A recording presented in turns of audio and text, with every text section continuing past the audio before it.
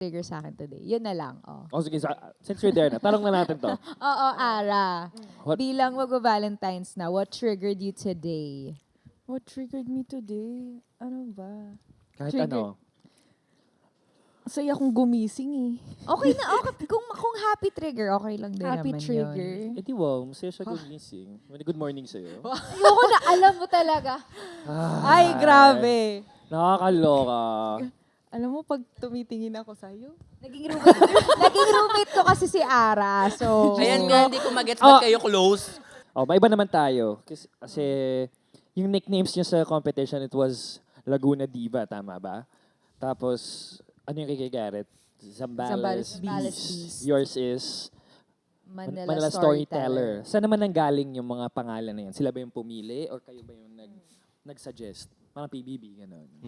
May moniker. Well, they moniker. made us answer parang questionnaire about our personalities, our journeys as singers, ganyan. Tapos doon sila kumuha ng pwede nilang gamitin na pang moniker.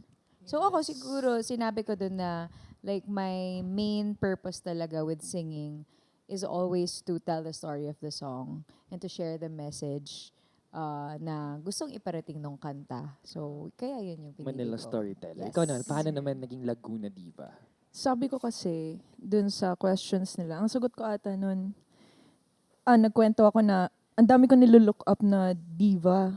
Sabi ko, gusto ko, paglaki ko, diva ako, ganyan. So, I think dun nila kinuha yun. Parang, gusto mo maging diva, sige, sa pangalan. O, di ba? O, diva. Give ko sa'yo yung fantasy mo. So, ito Oo, tanong ko, ganun. bakit si Kuya Garrett Beast? Kasi, Bakit siya ang tinawag na because Beast? he played the Beast sa Guam na production ng Right. Beauty and the Beast. Okay? Akala ko naman nilait ng ano natin. Hindi. Bata natin, Kasi ah. international na talaga kasi si Garrett Bolden, di ba? Nakadalawang musical na siya abroad. So, Tsaka mamaw naman talaga sa kantahan. Ang yes. isang Garrett Bolden. Yes, sir. Oo. So ito na, punta naman tayo sa experiences niyo doon. Sino-sino naman yung mga naging friends niyo doon? Kasi for a time, parang ikaw na lang yung natira doon, syempre. Sino yung mga naging, kasama mo doon na from other countries? Sa amin kasi, may iba't iba ako naging ka-roommate dun eh. Naka-roommate ko si Laos, yung naka-group ko nung second round. Tapos si Thai, nung finals. So, kami, actually kasi lahat sila parang longing din sa yung connection din, makabuo na relasyon. Kasi, pare-pareho ding, alam mo yun, tawag dito. Pare-pareho kami naiwan dun eh. Na ang tagal-tagal, pare-pareho kaming ang lungkot na. Kasi nga ang tagal. How long did you stay in Korea? Yan, almost 2 months. So nakakaano talaga siya. Actually, 1 linggo pa lang ako dun. Gusto ko nang umuwi. Sabi ko nga, bago mag-second round. Kasi, syempre, trio na yung second round namin. Kagrupo ko pa, Korean. Sabi ko nung time na yun, wala talaga ako na-expect anything. Actually, kahit nung first round, di ako nag-expect na kahit ano. Sabi ko, pumasa ako o hindi, okay lang. Win pa rin sa akin. Kasi, na-experience ko. Tapos, na-homesick na ako.